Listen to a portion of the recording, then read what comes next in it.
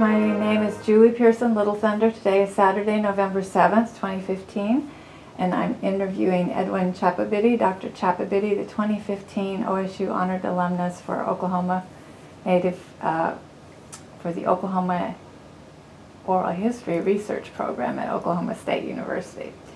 Dr. Chappabitty, you're Comanche and Fort Sill Apache. You graduated from OSU with a BS in zoology, served in Vietnam, and went on to this amazing medical career, some of it with Indian Health Service, some as the first medical director of Comanche Nation. You were the OSU Distinguished Alumnus in 2008, and you were inducted into the OSU College of Arts and Sciences Hall of Fame this year. I look forward to hearing more about your experiences at OSU, some of the highlights of your career as a native physician, and touching base with you about how you stayed involved with OSU over the years. Where were you born and where did you grow up?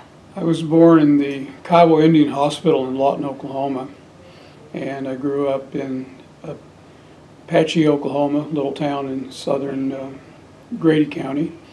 Lived in Medicine Park for a few years and lived north of Indiana until we moved into Lawton when I was going into grade school. And I enjoyed school, and people said, "What'd you like about it?" And I said, "We got to eat." Mm-hmm. And but school was easy. It was easy to learn how to read and write, to do arithmetic, to spell 25 words, to diagram sentences, and it was easy. And by the 9th grade at Tomlinson Junior High, I was elected most intelligent in my class by my classmates, so I guess I was doing something right. That was a sign. What did your mother and father do for a living? My dad worked at Fort Sill, and my mother was a housewife, and we had 5 children, and certainly were humble people, and but they pushed education, they pushed work and hard work and things like that, and were you the youngest? I was the second of the 5. Okay. My older brother was a year and a half older than me, but we all excelled in school. My older brother has passed on now, but he was an anthropologist, and my younger 2 sisters, one lives here in Stillwater, and if she ever does her dissertation, she'll have a PhD because she has a degree and a master's degree from OSU. And my other sister is a master's candidate. She's retired from the Bureau of Indian Affairs as a teacher in the BIA. And my younger brother, who is an OSU graduate, he's 66, I guess, next week, but he's a lawyer. And so we were, I guess, pushed into education by our family. Both my parents really told us to do well, to achieve, and all that. And did you have a relationship with your grandparents on either side? Yeah, both sides. My Comanche grandparents lived by in Indiana and on Indian Trust land. That was later a part of Fort Sill, so they had to move. That was why we had to move into Lawton, because Fort Sill in the mid-50s bought that land and moved Fort Sill out to Indiana. My other grandmother was a Muscalero. She was a Fort Sill Apache woman who was with Geronimo's captive group of Chiricahuas, and she was born to that group at Fort Sill, so she was a few days old, and she was already an official prisoner of war of the United States. And she grew up there and married a local, and then is buried out there at Fort Sill in Geronimo's cemetery. Mm-hmm. So from both sides, competitive people, aggressive people, and was there one cultural influence? Do you think the Comanche was more dominant than the I would say so, Fort Sill? because the Comanches are aggressive and competitive, and they make good soldiers. They make good, workers, and it's a individualistic society, and but competitive, and good sportsmen, and I would say too, really good soldiers, So How about growing up around the language? We spoke English because my mother was Apache and my dad was Comanche. And except for my grandparents, my grandmother never spoke English until late in life, and she refused to speak English. So we talked to her in Comanche, but when we got into school, everything was in English, and nobody spoke anything, any Indian language. But my parents took us to powwows every weekend, and we grew up with the culture, and we knew who we were, certainly. As a child, you're excelling in school. Do you find that you're particularly interested in science, or is it? I was interested in wide open? science, and it came easy. I mean, math and all that came easy, and it interested me a great deal, and I enjoyed sciences.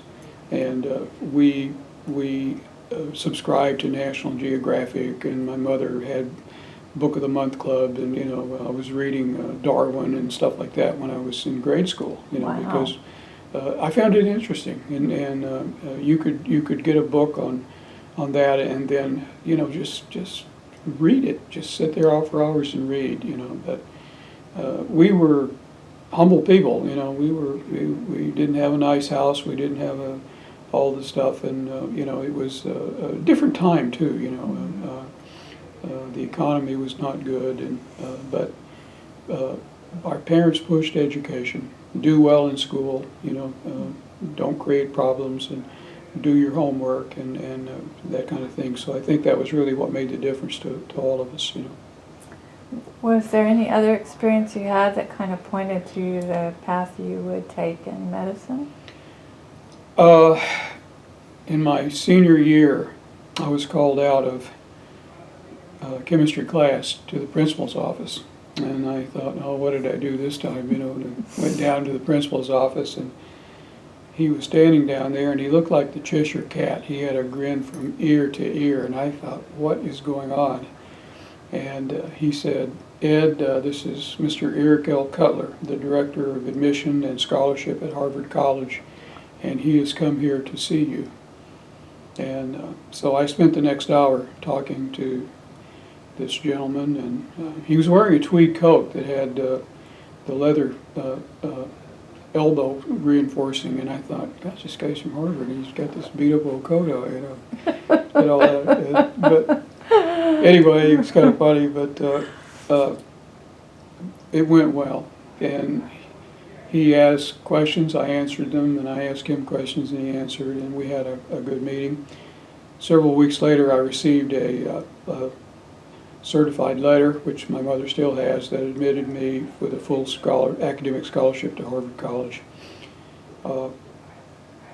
So they were watching me, and it was easy, as I said, to perform and to do well, and my family with 5 kids, and my dad making $125 a month, and my family could not afford the clothing, spending money, or even a bus ticket to get me to Cambridge, and I didn't go. Mm-hmm. And I was disappointed, but I understood there were 4 other kids that needed as much, and my mother still has the letter. But people ask me, they said, well, where'd you go to school? And I said, I went to UCLA. And they said, oh, you went to college in California. And I said, no, not that UCLA. I'm talking about University of Cameron, Lawton area, which is what we call Cameron State Junior College. And I went out there, and did well. Who's who, ROTC Corps Commander, Student Senate, and spent 2 years there, and went to Oklahoma State. How did you choose OSU? We, the ROTC program was really, it was the largest ROTC in Oklahoma, and they recruited Cameron students very, and we all came to OSU, and I did that. Lived here for 2 years and enjoyed myself, and I enjoyed zoology, and I really, but I enjoyed ROTC as well, and also I got paid $110 a month in my senior year, so. Oh, that's great. Did you know coming in that you were going to major in zoology? Yeah. That was. You had taken some classes at Cameron. Yeah, it was pre-med. Okay. We didn't have a pre-med curriculum. It was just zoology, Mm-hmm. and that was as close as I could get to it. But Right. that was my goal was pre-med, and I did that. So. What campus, were there some other campus groups that you were involved with? Scabbard and Blade, ROTC drill team, the stuff like that, and really wasn't involved in other organizations. There was an Indian club here, and I didn't have time to meet with them. Mm-hmm. But I was a junior and senior as well, and I was, planning on an ROTC commitment as a distinguished medical graduate. I took a regular Army commission in field artillery, so I was going to spend at least 3 years in, and Vietnam was going on, and so. But I received a degree in zoology and plan to get back into medicine at some point in the future. Well, you did tell me a great story about a young Native American woman. I don't know if you told me her tribe, but she was a sorority member. Do you mind telling me that story again? She was in a sorority. Oh yeah. There was a year ahead of me. There was a beautiful, intelligent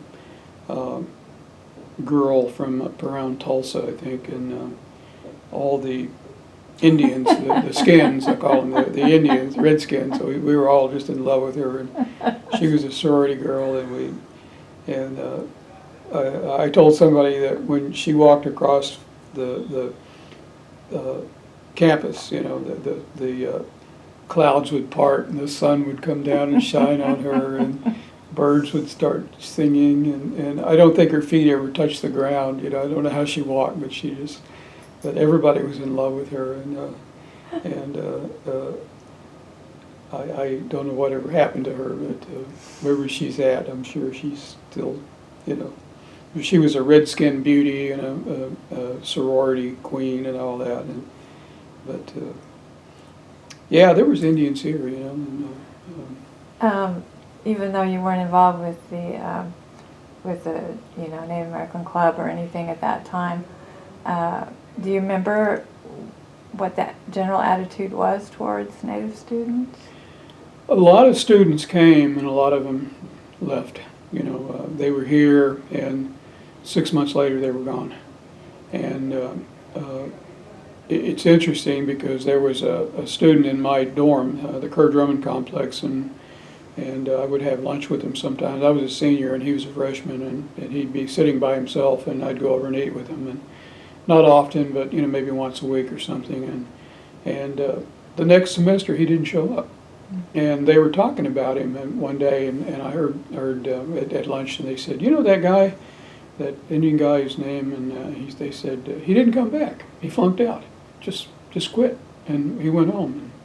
And he had room, board, books, fees, tuition, and spending money, and he just quit.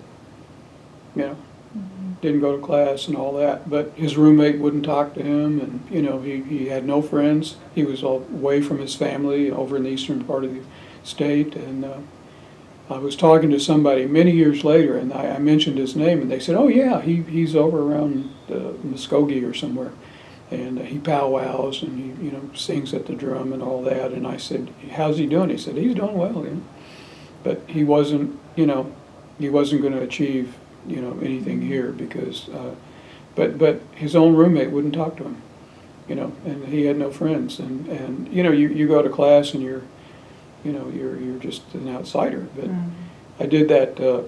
1992 was the year on that Strangers in Their Own Land, KFOR TV, Linda Cavanaugh, and they talk about that, and I did the part as an Indian physician taking care of Indians, but I still have the 8-track on it.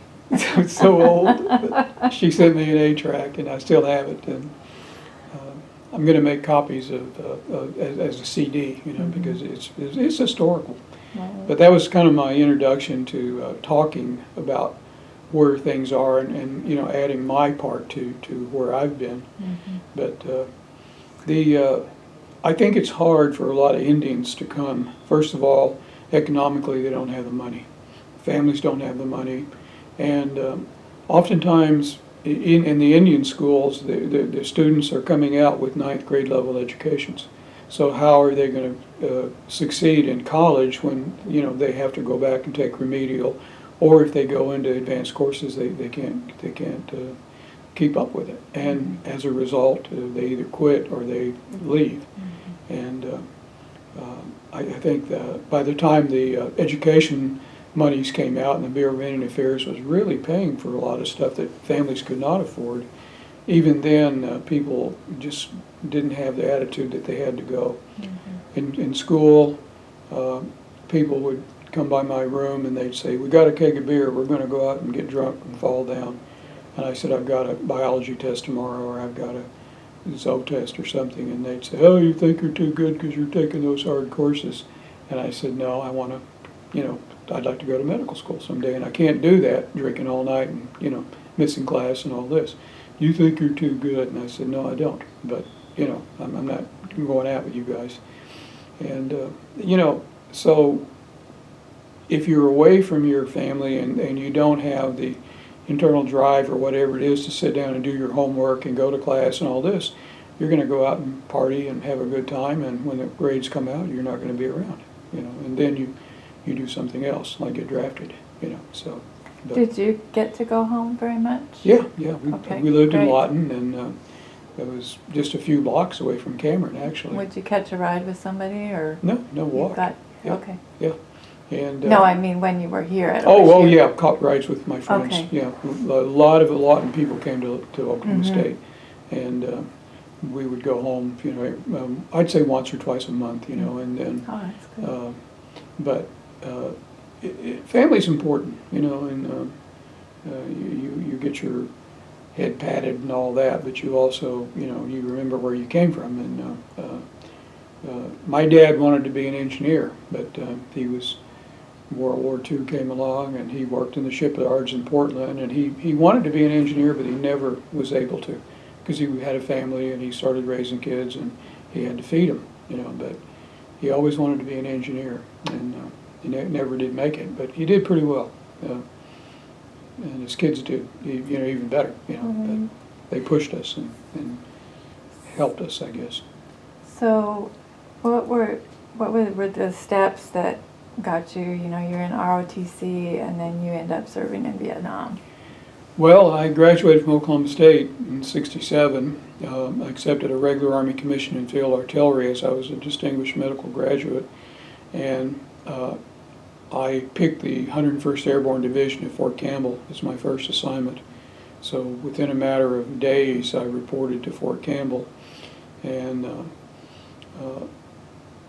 I was sent off to the airborne school at Fort Benning, Georgia. I completed airborne training and became a paratrooper and artillery officer, and I was at Fort Sill in the officer basic course when the division deployed to Vietnam in November of '67, and the 101st went to Vietnam, and they left me and several other people in the school, and we were very angry about it, but a good percentage of the FO teams, the Fort Observer teams, were killed or wounded in Hue, Ah Chow Valley, and the Tet Offensive of '67, and I would have been right there. That was a bad year. Yeah. So I went back to Campbell, spent a year as an executive officer in a training company in the training command, and went to Vietnam in May of '69, and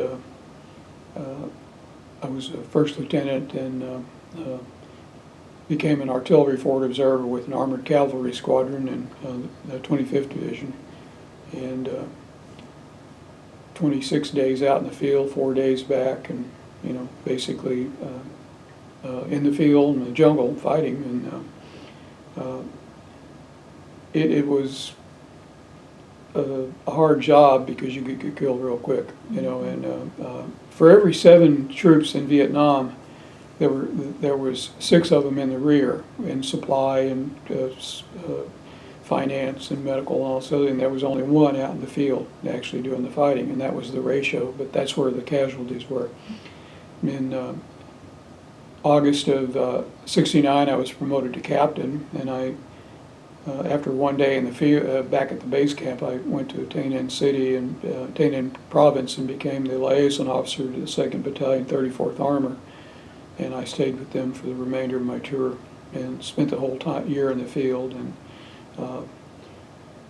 it was dangerous work. And when I was in my base camp one day, enlisted men came and they said, "There's a spook here to see you from Tainan West," which was the intelligence people and the Green Berets and all those guys. And this captain came up to me and he said, "Are you Edwin Chappabitty?" I mean, Captain Chappabitty. I said, "Yes." And he said, "I'm so-and-so and I need to talk to you." And he said, "When you came up here and took over the liaison position for the artillery group for this armor unit," he said, "they identified you as a Hawaiian artillery officer." And he said, a month later, they said you were not Hawaiian. This is the NVA and the Viet Cong and the North Vietnamese Army. And they said you were Spanish American. And then they said, "No, he's not Spanish American." About a week ago, he said they identified you as an American Indian, and more specifically, a Comanche. And he said, "We're here to tell you that John Wayne beat you here, Hollywood beat you here, and the idea that an Indian captain would be out here directing artillery, flying, getting off and fighting from the back of tanks and all this, impressed him. And they've doubled the price on your head, so we're just letting you know that if you get caught, you're not coming back." Mm. And I said, "Well, I understand that and I appreciate it, but if I get caught, I'm not coming back anyway." And I said, "They know where I'm at, let them come get me and we'll go across the river together." I'm not afraid of dying, and the Comanches will still remember me. The war mothers will still sing their praises, and the veterans will still honor me, and all that, because that's what we do, and we're soldiers and warriors and, this kind of stuff. And Frederick Remington did a painting. It's called Ridden Down, and it's not a famous painting, but to me it just speaks volumes. And it's a picture of a warrior standing on a bluff, and he's standing beside his horse. Horse is down, the mane is down, the tail's down, it's covered with salt, and it's not going to run anymore. It's ridden down. And the warrior's standing there, and he's got his stripped to the waist, he's painted green up to his head, and he's got his war club in one hand and a medicine bundle in his right hand. And he's looking up like this, and he's praying. And he's making his last statements on this world, because behind him in the draw there's a war party coming up, the war party shields and lances, and they're going to be on him in 30 seconds. So it's not a question of whether he lives or dies. That's already been decided. It's only a matter of how. So if he runs away, they'll catch him and they'll kill him. If he begs for mercy, he'll get none, and they'll catch him and they'll kill him. So his only choice is to fight, and maybe take one or two of them with him across the creek, the river. But it's called Ridden Down, and it's one of my favorite pictures, because it really talks what it's like. If I'm going to die, then I'm a soldier, and that goes with the territory. But it's a matter of how it happens. And Indians make good soldiers like that, because getting killed is not the worst thing that could happen to you. Failing in battle is, And Comanches would, in the old time, would take a knife or an arrow, and they'd, from their sash on their waist, they'd put it on the ground and they'd stick an arrow in it. And it meant, I'm here, if you want me, you come get me. Because I'm not going to run. You want me, come get me. And we'll decide this issue. But to me, that was, a part of it. And when I went, my grandfather prayed and my grandmother prayed, and my grandfather, Otis Chappabitty, January '68, National Geographic, tell you what it means, is our name. He gave me a little metal can with the peyote button in it, and he said, "This will protect you," and prayed to it and all that, and I carried that with me in Vietnam, but spent a year there and still decided that I wanted to do something else besides being an artillery officer. And turned the career course down at Fort Sill when I came back. Had three Bronze Stars, 2 for valor, 1 for service, Air Medal, Army Commendation Medal for valor, Vietnamese Cross of Gallantry, Air Crew Badge,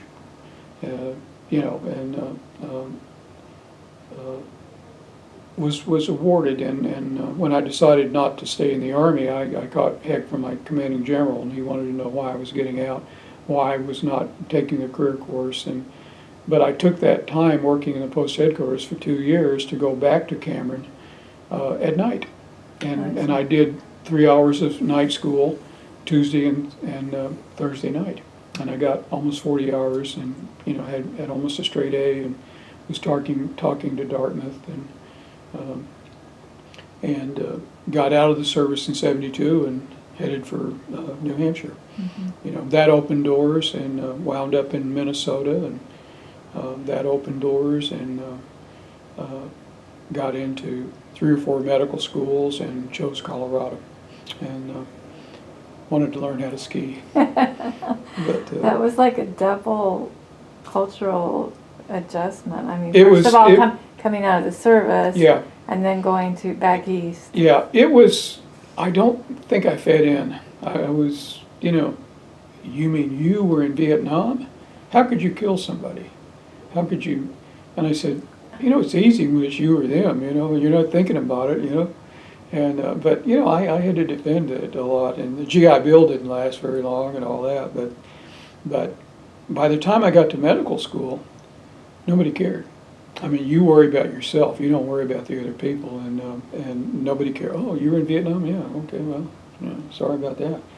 But it didn't mean a whole lot there. What meant there was, did you pass your courses, or how are you progressing, and all this, but it was a whole different game. Nobody cared. And I got out of medical school, graduated in 1980, went to Albuquerque, University of New Mexico, family practice, one of the best family practice programs. They had like 200 applications for 10 slots, and I got one of them, and I felt very lucky to get that, and spent 3 years there, and came back to the Indian Health Service, and I was asked to go civil service or active duty with the Commission Corps, and I chose the Commission Corps. Had 5 years active duty, so military played a big role, and I was living in Lawton. Fort Sill was 3 miles away, had all the benefits, and PX commissary, and we didn't wear uniforms until the last 5 years of my career. But I spent 25 years and retired as a Naval 06, over 30 years service, and 75% of my base salary for the rest of my life, and TRICARE for life. House was paid for, kid was out of college, and things worked out well.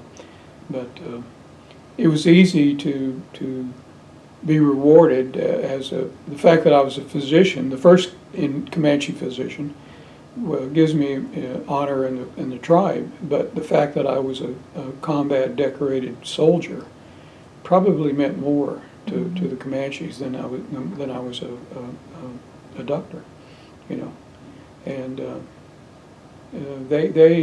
it gives you credibility. You've been there, and to me it was easy. Jumping out of airplanes was hard, but Well, when you became the first, whenever a new program starts, that's kind of hard. When you became the first medical director for Comanche Nation, what were some of the challenges? basically healthcare. So few our people have insurance, and the Indian Health Service, as a treaty obligation, gives health care, and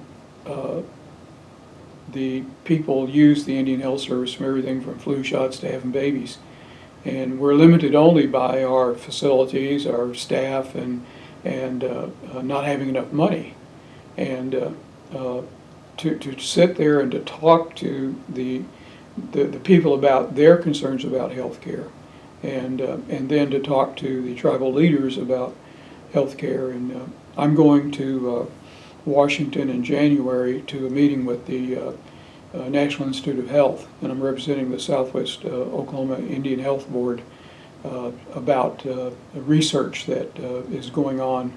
And I'm going to go up there for a few days to represent the 7 tribes.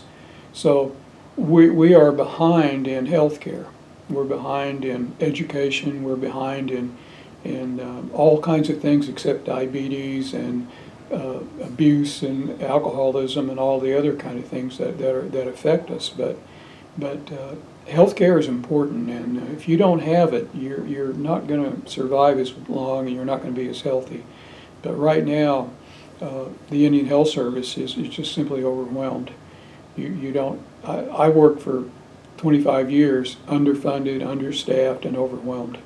You know, and I don't know of any other thing to do it. I never was in private practice, and but I got a good pay and all that, and I enjoyed that. You know, but if I was in the Public Health Service Commission Corps assigned to a reservation and the nearest military base was 200 miles away, it would not be that much of an advantage, you know.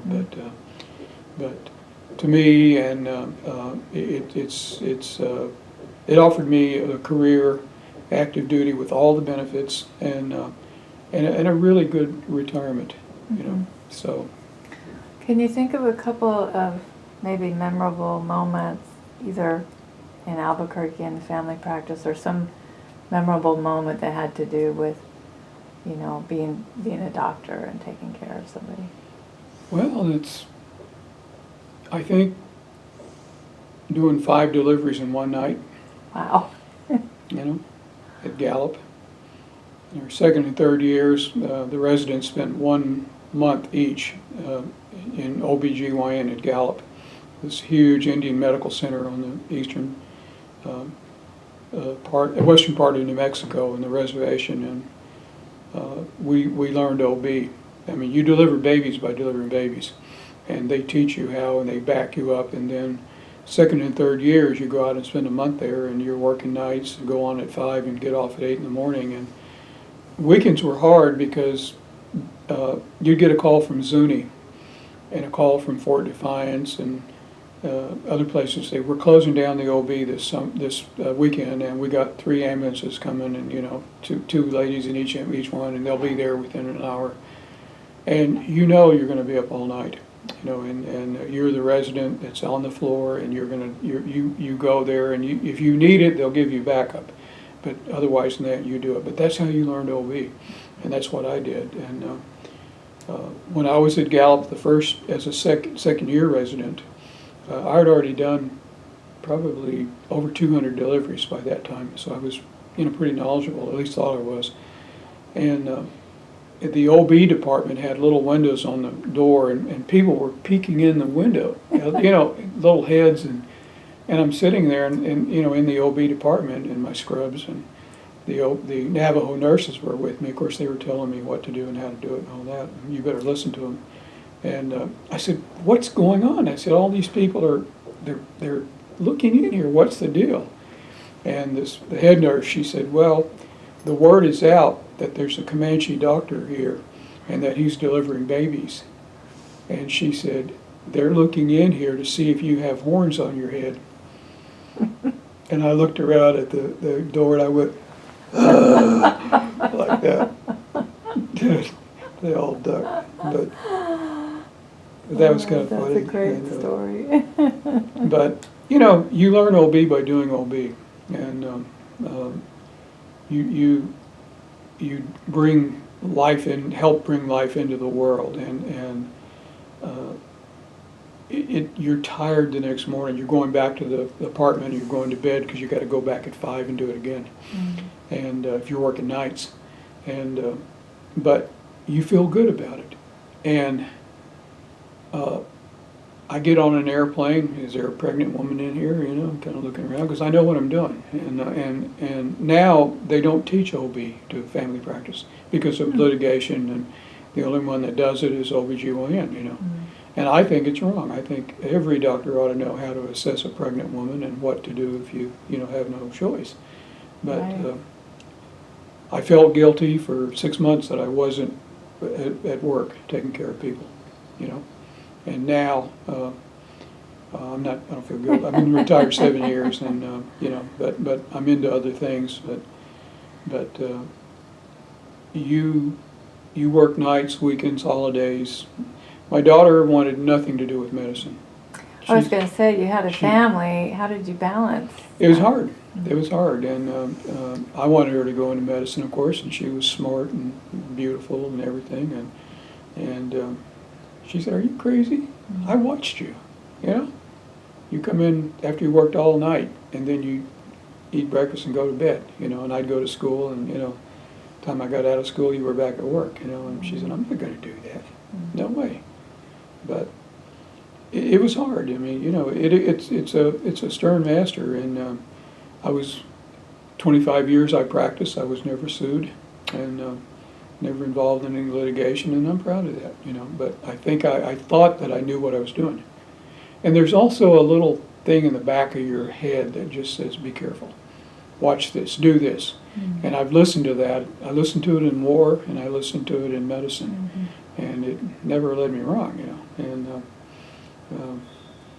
there are other issues that spirituality, religion, all the other kind of things that are a part of it. And that's a part of it in medicine. You listen to what the patient tells you. They'll tell you what's wrong with them and why they're there, but you got to listen, you know. And but I took care of people, and for 25 years, and I think I'd do it again. Somebody said, "Would you go back to medical school?" And I said, "I don't know, but you know, the thing is, I don't have to, and I'm not going to." You know, but I enjoyed what I was doing, and there comes a time. I'm 71 in 2 months, and you know, there comes a time to quit and let somebody else do it. And I'm hoping that there's people here who would replace me, you know, and nobody came along. And that's why when you do find an Indian student who wants to do this, you've got to help them. And I started, Dr.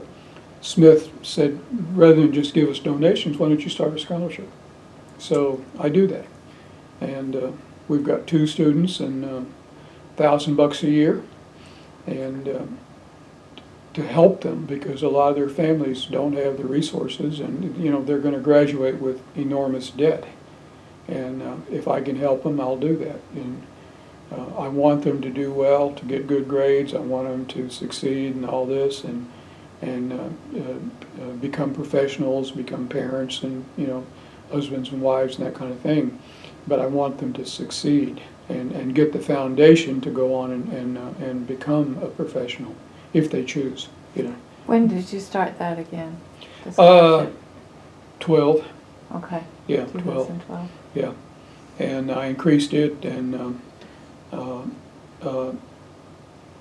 I hope to continue to do this, to try to get students interested.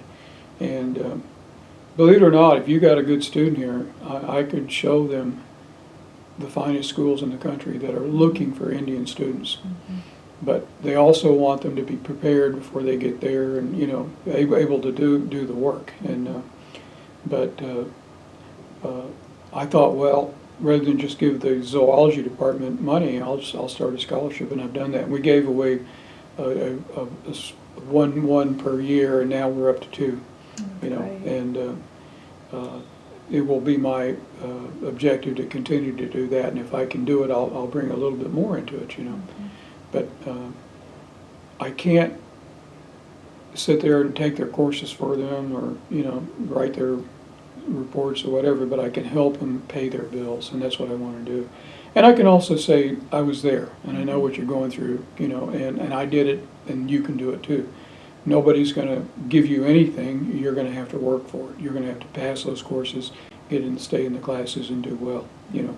And I went to an outstanding medical school in Colorado, and I didn't realize how well I was trained until I left. And New Mexico honed on that, and and I was close to the Indian Health Service all the time, working at reservations and also working for the Indian Health Service, the Navajo Health Service, and it let me do that. And as soon as I got out, back to Lawton, and I wasn't going downtown. I wasn't going to go into private practice. I was going to, the Indian Health Service, and I made that a point. And when I was applying to medical schools, I want to go back home, and I did. So, are there some ways in which, even though it was undergrad and it was a zoology degree, what are the connections between your success in medicine and your early years at OSU? I think you've got to take the courses, you've got to pass the exams, you've got to do the work. And that's really what you've got to do, to get your degree, pass this course so you can take the next one and go on before that. And it was just a kind of a stepping stone, you got to get the credits, you've got to do so many credits to graduate and things like that. And the courses got more interesting as you became a junior and a senior because they were more histology, physiology, things like that, and they were more toward what I was interested in. And of course, I was in ROTC too, and that was another thing. And but Zoa was always there, and I always knew that I wanted to go back, and I had to keep that in mind, that 5 years in the Army, that may have been too long. Thinking back on it, maybe 3 would have been all right, then get out, because I was trying to talk medical schools to letting me in when I was 27, 28 years old. And I wasn't that 22-year-old kid right off the block, but I also carried 5 years and plus more of experience, knowledge. I interviewed at one medical school, and a lady was really giving me flack. I see here you were in the Army, and you were in Vietnam, and how did that affect you? And I said, well, I did my job, And, she said, no, well, war must be horrible. I said, it's not horrible. It is terror, but you learn to overcome that and all that. And she was really getting on me, about Vietnam. And this, of course, different times. And she said, how do we know that you can stand the stress of being in medical school? And this is 13 people in a U-shaped table with me in the middle. And I said, I don't think you understand. I said, I've been in situations where I didn't know if I'd be alive to see the sun go down. And there were days when I didn't know if I'd see it come up and I'd be breathing. But I did my job, and I took care of my people and all that, And she kept kind of hitting at me, and she said, well, I see here you made a C in solid geometry in the 10th grade. How do we know you're still not that kind of student? And I said, well, I was 16 years old, I was playing football, I discovered girls. I said, I'm not the same person I was when I was 16, And, but anyway, finally, and I thought, oh gosh, I'm not going to get in, and she finally just kept pushing me, and I said, look, you don't have to let me in your school. I already got into 2 already. And I wouldn't have said that if I hadn't had that, but right. If you get into one school, it's the best school in the world. If you get into 2, you take a pick. But I said, you don't have to let me in your school. Number 2, if you let me in, you can throw me out. Or you can make me repeat courses, or you can talk bad about me. I said, but until you can take me out in the alley behind this building and shoot me, you're not going to put pressure on me. I've been there. Let's move on to something else. Good. Oh, nice way of talking about it and all that. Well, I got in. I was unanimously accepted to that medical school. Well, I understand you've been doing a lot of photography. Now that I have enjoyed photography my whole life. All of my Vietnam pictures are turning yellow and green, and I need to restabilize them and put them on digital. But about 6 years ago, I discovered digital, and I'm completely digital now. And I love photography. I have a wonderful picture that I took at Fort Sill in June of 2009. This photo is of, I took it from the north side of Medicine Bluff at Fort Sill. And it shows Medicine Bluff with Comanche Indians on top of it at the edge, the Medicine Bluff Creek below it, and the trees and this beautiful sky above. And I call this picture Comanches Offer Prayer Atop Sacred Medicine Bluff, Fort Sill, Oklahoma, June the 19th, 2009. And that picture is hanging in the Smithsonian Museum of Indians right now because it was so beautiful. And Medicine Bluff's at Fort Sill. And I went to the wrong side. And they let the tribal people go up there once a year and climb on top of Medicine Bluff, but that's a sacred site to Indians for hundreds and thousands of years. And I went to the wrong side and I took a picture, 2 pictures, and the guy that was working over at the animal farm over there for the Army said, "You're on the wrong side, you need to go back around, climb up, and then you see them over there if you go over here, about 200, 300 yards. So I walked over through the woods, took the shot, which came out so wonderful. You know, Dr. Smith has a copy of it in his office. I gave him that years ago. But you go up on top of that huge bluff up there, 200, 300-foot bluff, and sheer cliff, you know, down in, and it's a fault line. And I took my Konica Minolta digital camera up there and was taking pictures, and this old man said, "You shouldn't be taking pictures up here." He said, "This is sacred." And I said, "I'm not being disrespectful. They're not for sale, they're for my use, and you know, I will be," and I prayed before I came up here. And so I was walking around taking pictures, and all of a sudden my camera just quits. I mean, it just goes dead, and I turned it off and on, and it won't come on. I take the battery out, turned it upside down, flipped it, put it back in, and the camera is gone. And I had to send it back to Sony, who had the copyright for Minolta. And they told me that I had burned a sensor out in it, and they said, were you charging the battery when this happened or what? And I said, no, I was up on top of this bluff. And they said, well, whatever it is, you burned a sensor out, it overloaded it, and we repaired it, and you owe us $120. So I got my camera back, but I got to talking to the former director. He's now the former director of the museum at Fort Sill. And I said, I was up there and I was doing this, and this is what happened. He asked me where I was at, and I told him. He said, there's about 4 or 5 sites up there on top of the bluff that are high in energy, and you were at the biggest one. And we don't take our equipment in there because it affects our cameras and our sensors and this kind of stuff. And he said, I told him where I was at, and he told me, he said, yeah, you were at the worst thing. He said, but they used to put sweat lodges up there, and people would go up there and pray and sweat and fast for 4 days. He said people that were sick went up there to pray to be healed, and some went up there to die. You know, and he said there's things up there that, you know, that we avoid because we respect them. They're not marked, but we know where they're at because they're high in energy. And I thought, okay, all right, you know, it's there, and I'm not going to bother it, but I'm going to be respectful of my electronic equipment. But I do love photography, and I go back once a year, same place, take that picture, which shows this bluff with the Indians on top of it, little tiny figures up on top from about a half a mile away with a digital camera. And then I climb up on top, but I avoid the areas that he told me to stay away from. You know, and you have to respect those things. I mean, they're things that are there. But photography it's just, I carry a camera wherever I go, and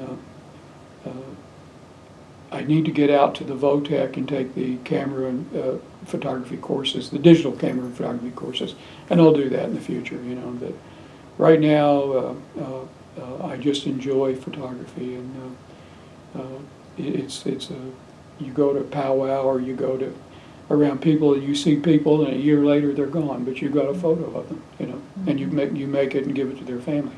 So, but I do like photography. I mean, What's been one of your most important awards or honors in your mind you've gotten over the years? oh, I really enjoyed the Association of American Indian Physician Physician of the Year. I was picked by my contemporaries and my peers, and they only take one person a year. And to get recognized by your peers is really an achievement. And we were in Albuquerque, and actually Rio Doso, the end of the Mountain Gods, and I was picked as the Physician of the Year.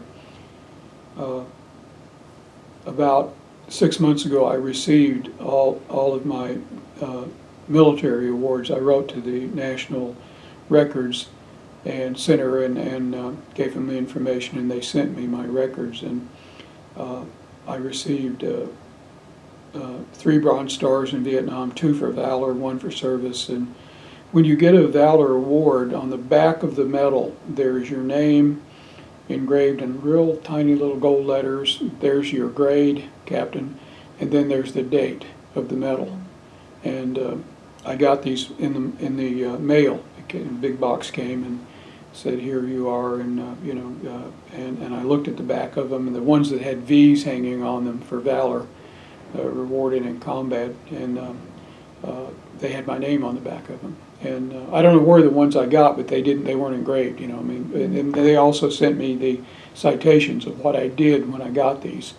And I think that was a pat on the back too, because I don't know what happened to the ones that I had, but I have them back now. My parachute wings. Mm-hmm. I'm proud to be a paratrooper, and my medical degree's hanging on the wall, and I'm the first Comanche physician. And so there's a bunch of them that were kind of memorable things in my life, and a beautiful picture of my beautiful daughter, who I took a picture of her at TCU, and I said, "Stand over there with the university stadium behind you," and she said, "I'm not going to take a picture of me, and I'm not going to smile." And I said, "One smile." "No, I'm not going to." So she smiled. I took one picture of her, and she saw the picture later. She said, "Can you get me copies of that?" And I said, "Yeah." It's one of my favorite. But things like that, that a camera allows you, but you as the photographer see the picture, and there it is. And I was driving down the road coming up from Fort Worth, where she went to school, and I had this funny sensation there was something behind me. And I looked in the rearview mirror coming up toward Lawton on the Interstate 44, and there was this wall cloud about maybe 5 miles behind me, and there was a big bump coming down like that, halfway down to the ground, and it was a tornado that was coming out of the sky over the Walters turnoff there. And I pulled off the road, I got my camera out, and I took one picture, and then it went back up and was gone. But I have this photograph of this thing, and I felt it before I knew it was there, and I stopped and I looked in the mirror, and there it was, and I got out of the car, and people were driving past me, and they didn't even see it, but it was only there for, I'd say 45 seconds, then it was gone. Mm-hmm. And but you see these pictures, and if you don't record them, they're going to be gone, but I enjoy that, and I carry a little digital camera with me all the time, and really enjoy photography. Mm-hmm. Cameras are moving so fast, and it hurt my feelings badly when Minolta bankrupted, because I've carried Minolta cameras since Vietnam, and now they're gone, and they're Sony now. But I do enjoy photography. What changes would you say have happened then for Native students in medicine since you went to medical school? Well, it's a different era. I went to Dartmouth to interview for the postgraduate program I was trying to get into to get into medical school, and I rode an Air Force shuttle out of Altus Air Force Base to Dover, Delaware. I got there early in the morning and took a shuttle from Dover to Groton and stayed in the submarine base there that night, rented a car and drove to Hanover. And I guess I was one of the first to come in there. Yeah, there were Indian students in the medical school, but there weren't, there weren't a whole lot. And my interview went well. I'd been talking to Dartmouth, and they were following me, advising me, and the dean gave me a good interview and a tour and everything, and I felt good about it. And at the end, he just had this really funny grin on his face, and he said, "Do you mind if I ask you a personal question?" And I said, "If you don't mind if I don't answer." And he said, "Have you ever lived in a teepee?" And he had this big grin, and I said, "No." I said, "But if it'll help me get in, I'll go find one." So it was different times then, I mean, that was, back in the 70s and 74, and things are different now. And you see students that are coming out with A's, and they've got good test scores and everything, and they do well because it's a different world now. We were the trailblazers, I think. But once you get in, it's up to you, and nobody's going to stand there. And I would tell you not to be one of the bottom 4 in the class, because you're not going to survive. But they take such a broad range, and there's so many people. And we had a lady quit the first day at Colorado, and they said, "We're going to break for lunch now and come back in an hour, and we'll start the teaching labs, and we'll begin class. Any questions?" This lady put her hand up, and she said, and he said, "Yes, ma'am." She walked down, gave him a letter, and walked out the door. And he opened it up, and he said, "You've had your first resignation in your class."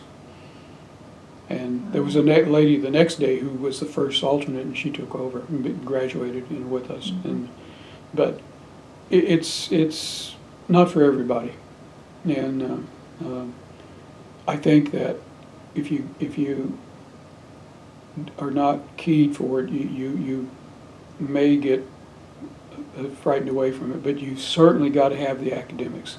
You've got to pass the classes, you've got to pass the courses, you've got to get the grades, you've got to have the scores, because they're not going to let you in because you're a nice person, or you're going to go home and take care of them. You've got to get that MD. When I walked across the stage, and it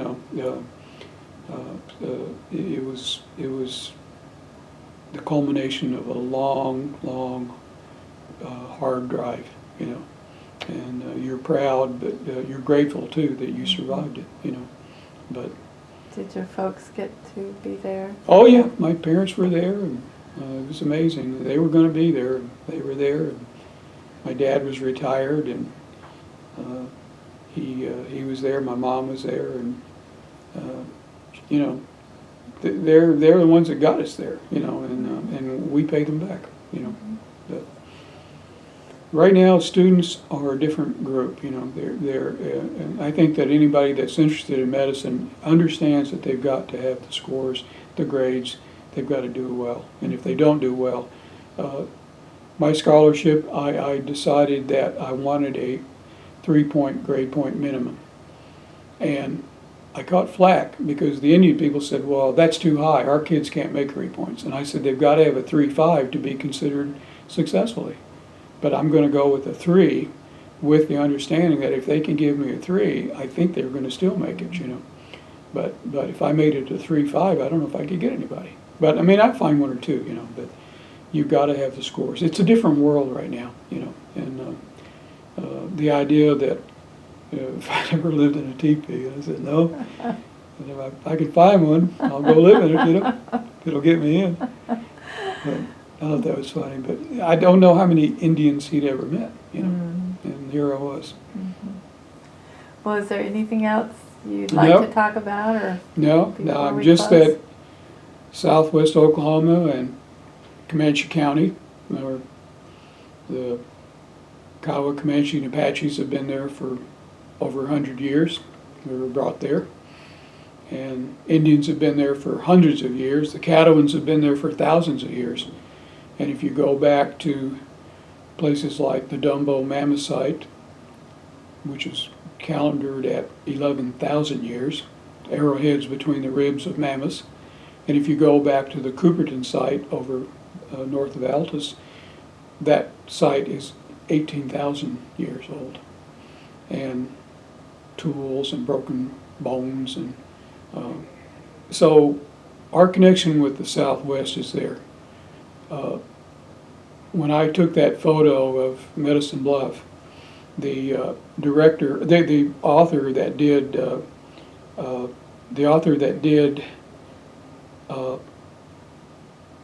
Dances with Wolves was there, and I forgot his name now, but he was friends with the museum director, who's now retired, Twana Spivey. And there's a character named Spivey in that movie. He's a real greasy guy, you know. But anyway, this author was there, and he saw the picture I'd given Mr. Spivey, and he said, I have to have a copy of that picture. He said, I want a copy of that picture, and he won't give me his, and I said, I'll go home and get you one. I have an 8x10. I'm going home, and I'm going to be right back. The Indians were playing the soldiers in the 1880 baseball game at Fort Sill, and he was there, and he was signing books and all that, and got a really good picture of Mr. Spivey. He and myself are all like this, you know. But he signed his book for me, and I forgot his name, but he wrote Dances with Wolves, and so I went home and got him a picture of it, you know. And boy, and he had that, and he said every Indian west of the Mississippi knows of sacred Medicine Bluff, and he said the tribes know about it, and they came here to pray and some to die, you know. And he said, I'm taking this home and I'm putting it in my house, you know. And I wrote on the back, Comanches offer prayer atop sacred Medicine Bluff, Fort Sill, Oklahoma, 6/19/09, you know. And I gave it to him. And so it's somewhere out in California, you know. But you kind of remember things like that, you know. And college was a part of my life. Before I was a physician, I was a soldier. And all those things just sort of put together, and not that you finish everything or not that you complete everything, you know, because that's just not the way life is. You're going to fall down, you're going to fail. But the difference is getting up, you know, and the Indian people have been a part of Southwest Oklahoma and Comanche County, you know, certainly Fort Sill, for years and years. And I've got relatives buried out there with Geronimo, you know, the Apache side, and there's Comanches buried all over the place out there. And we've been there for not just hundreds of years, but thousands of years, and we're still there, you know. But, and we're proud of who we are, you know. But I enjoy being retired, living there, and it's an honor for me to represent Comanche County, you know, for this anniversary, you know. And it's an important thing, and I'm very privileged to be here today, too. So. Well, it was an honor to interview you. Thank you so much, Dr. Chappabitty. Very good.